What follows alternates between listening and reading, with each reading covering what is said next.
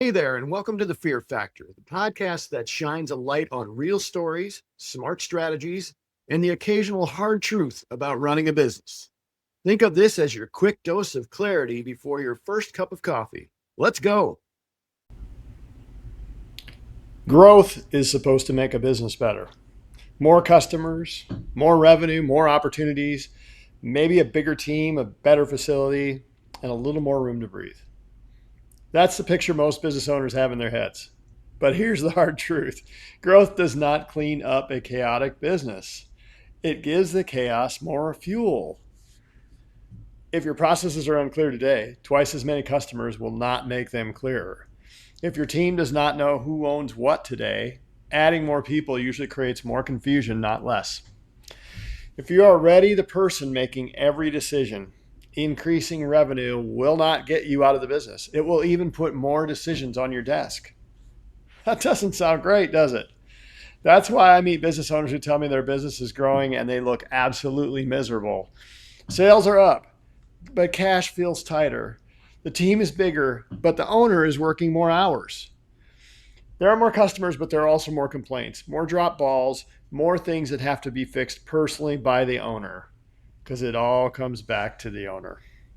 That's not scalable growth. That is a bigger version of the same problem, an amplified version. There's an important difference between growing a business and scaling a business. Growth means adding more leads, more customers, more employees, more locations, more products, more revenue, more headaches. Scaling means the business can handle more without requiring the owner to personally carry the additional weight. A business can grow without scaling. In fact, a lot of businesses do. They increase revenue by adding more effort, more people, more hours, and more pressure. The top line goes up, but everything underneath it becomes more fragile, especially the owner's sanity. It looks successful from the outside. Inside the business, everyone is running around with their hair on fire. I mean, how many businesses do you know that you walk past them and you say, man, they really got it together? Chances are they probably don't. The problem is not that growth is bad. The problem is that growth amplifies whatever is already there. If you have strong systems, growth amplifies those systems. If you have strong leadership, growth gives that leadership more reach. If you have a team that understands its responsibilities and knows how success is measured, knows where the goal lines are, knows what winning looks like, growth gives that team more opportunity. If you have confusion, if you have weak accountability, poor financial visibility, and an owner holding everything together through brute force, growth amplifies those things too. More revenue does not automatically mean a healthier business. Sometimes it just means you have built a more expensive problem. That's hard words, but that's the truth. So there's three areas. Let's talk about operational capacity first. Can the business actually fulfill more work? Everybody says, if you say, hey, if I brought you 1,000 customers tomorrow, are you ready for them? Most business owners would say, bring them on. But are you really ready? Can the business actually fulfill more work? That sounds obvious. Many owners spend all their time thinking about how to sell more and almost no time thinking about what happens after the sale. What happens when another 10 clients say yes? Who does the work? Where does the work go? Is there a documented process? Does the team have the time, tools, and training to deliver at the standard the customer expects? Or does every new sale create another emergency? You do not have capacity just because your team can survive a busy week. Capacity means the business can consistently handle the work without quality dropping, deadlines being missed, or your best people carrying everyone else. A lot of businesses confuse employee heroics with operational capacity. You know what I mean? You got hero employees doing great things to cover the gaps, but is that really capacity? Yeah, not the same thing. If your best employees are working late every night to keep the wheels on, the system is not working. And by the way, God bless them for doing that. Your people are compensating for the fact that there is no system. That may get you through a busy month. It will not build a scalable company. Think about McDonald's. They didn't just scale and say, we'll just really work really hard. No, you got to have a scalable company that has a plan. Second area is ownership and accountability. As the business grows, responsibilities have to become clearer, not more informal. Who owns the customer experience? Who owns scheduling? Who owns the sales pipeline? Who owns inventory, production, collections, hiring, or quality control? When something goes wrong, does everyone know who's responsible for correcting it? Or does every problem eventually move upward until it lands with the owner? Can the employees actually solve the problems themselves? If everything flows back to you, you have not built a bigger business. You have built a bigger job for yourself, and it can't go on forever. Eventually, the owner is going to be the bottleneck for the business if they don't build in systems and processes.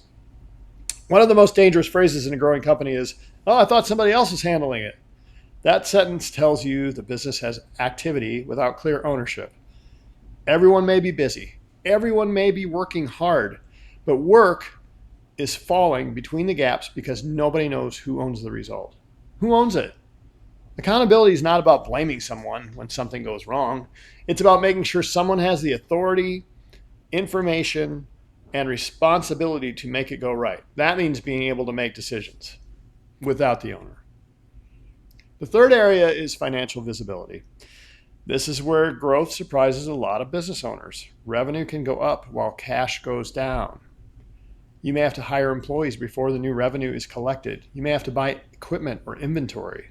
You may have additional marketing costs, insurance costs, product costs, software costs, management costs, and overhead. You may also discover that the new work is less profitable than the work you were doing before.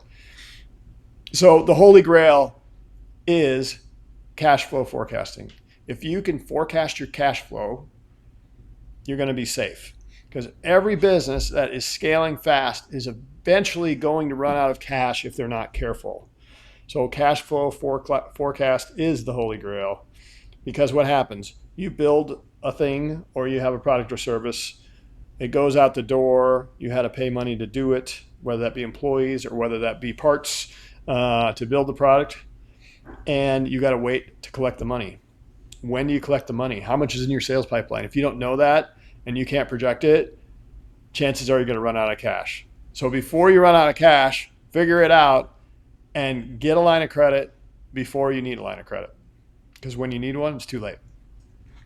So a business owner sees more money coming in and assumes the business is stronger. They're running it like a checkbook. How many business owners do I know that run it like a checkbook? Their business like a checkbook. Hey, I got money in the account. Things must be great. Or I don't have any money in the account. Things must be bad. Both can be correct or both can be completely wrong. So if you don't understand your margins, your cash flow, cost of delivery, growth can quietly make the business weaker. You're doing more work, managing more complexity, carrying more risk, and keeping less of the money. This is not the kind of growth we are looking for. All right, so let me give you a couple examples here, just little highlights from some businesses where I've seen this possible.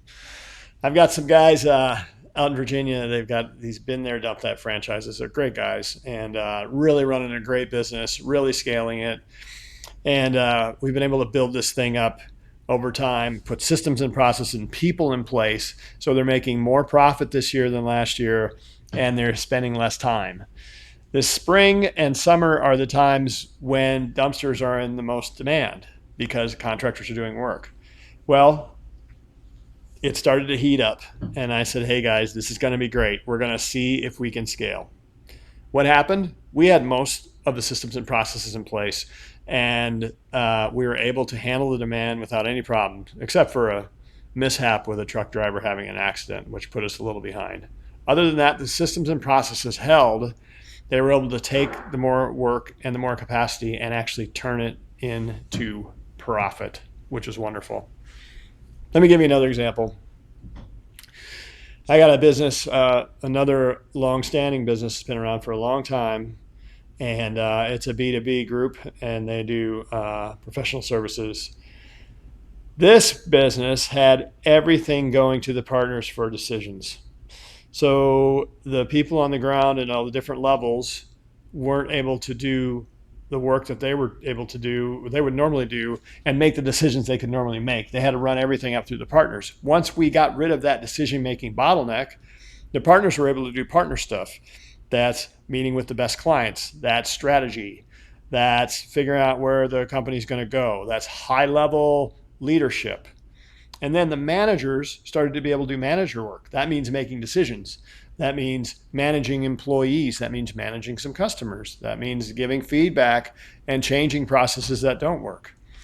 And then the lower level people were able to do their work as well and make decisions at their level. If we can figure out the level of decision making for each level and let these people know what they can do and what they can decide, and we have a culture where if they make a wrong decision, it's okay, then we're going to get somewhere. Here's the question I want every business owner listening to ask. If your revenue doubled over the next 90 days, what would break first? Now, what would become a little inconvenient, but what would actually break? Would you run out of capacity? Would customer service collapse? Would cash become a problem? Would your team know what to prioritize? Would your managers be able to make decisions without you? So important. Would your sales process produce customers you can profitably serve? And are they the right customers? Would you have enough qualified people, or would you just pile more work on the good ones? That question exposes the difference between wanting growth and being ready for growth. And I realize there's an inflection point. It's hard to have capacity and build capacity, which costs money, before you have the revenue growth. But if you miss that inflection point and you're too late, then growth will break the system. So figuring out that timing is critical.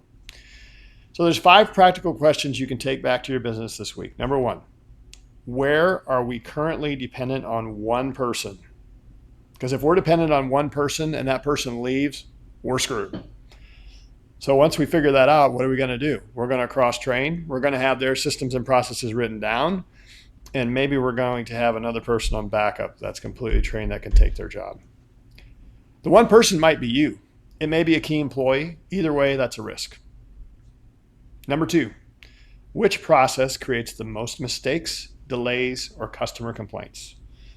Do not accept people need to pay more attention as the answer. Look at the process. So thinking about that, boy, in the age of AI, we've got so many chances for automation. So if we got a process that's mistake prone and it causes delays, customers are complaining about it, can we systemize it? Can we write it down and figure out where the breakpoints are and automate some of those? Great opportunity. Number 3, which number would warn us that growth is becoming unprofitable? Could be gross margin over time, cost of acquisition, rework, outstanding receivables, or something else specific to your business. What am I saying here? We've got to know how much profit we are making per job. You can insert job or whatever, per customer. We got to figure out who are our most profitable customers. Who's our ideal customer? And do we have customers where we're actually not making money? Or we're making a little bit of money, but they're causing so much disruption in the business, they're not worth it. Number 4, which decisions still require the owner that should not require the owner? Gut check, folks. If you've got people you can't trust to make lower level decisions, then either you got a power problem or you got the wrong people. So train them and give them latitude to make decisions, whatever that is. And I'll use these franchise. I've been there, dumped that buddies again. So they put a fleet supervisor in there, and I'm like, okay, what's the level of decision making he can make without calling you guys? And I think they came up with $200.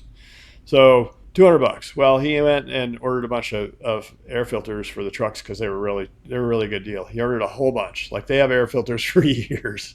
Was that a good decision? It wasn't a bad one. He's trying to do the right thing. And did it break the business? It did not. And now they have air filters. So there again, it's how you react to the decision that makes all the difference. And their phones aren't ringing anymore when we talk during our coaching sessions. And that means that their people are making decisions. So every unnecessary decision that sits on your desk slows down the company and teaches the team not to think for themselves. In fact, I was talking to this guy, he's a client of mine too now, and he's like, I've just got decision fatigue. I've got to make too many decisions, and it's crazy. That can fatigue you and take your brain off of what is strategic and important as well. Number 5, what will we need to strengthen before taking on 25% more work? Not double, just 25% more. What system, role, skill, or piece of infrastructure would become the constraint? We got to figure that out and deal with it now, and then we can grow.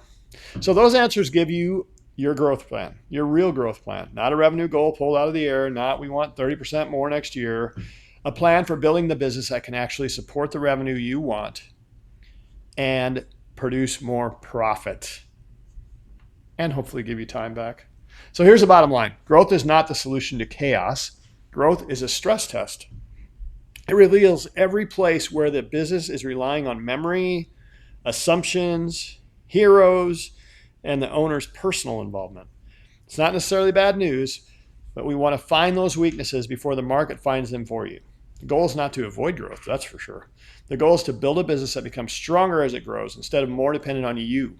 This week, sit down with your team and ask one question. If our sales increase by 25% next month, what would break? Then listen. Don't defend the current system. Don't explain why the problem exists. Don't get defensive. Don't immediately try to solve every answer because your employees probably have a better one. Get the truth on the table first, because once you know what will break, you know what needs to be built. If your business is growing, but it feels like you are carrying more weight instead of gaining more freedom, that is worth looking at. Go to warrenfiihr.com, WARRENF, 2 I's, HR.com, warrenfiihr.com. Take our free business assessment or schedule a conversation and let's identify what is actually keeping your growth from being scalable. You don't need a bigger version of your current chaos. You need a business that can handle what comes next. Let's go.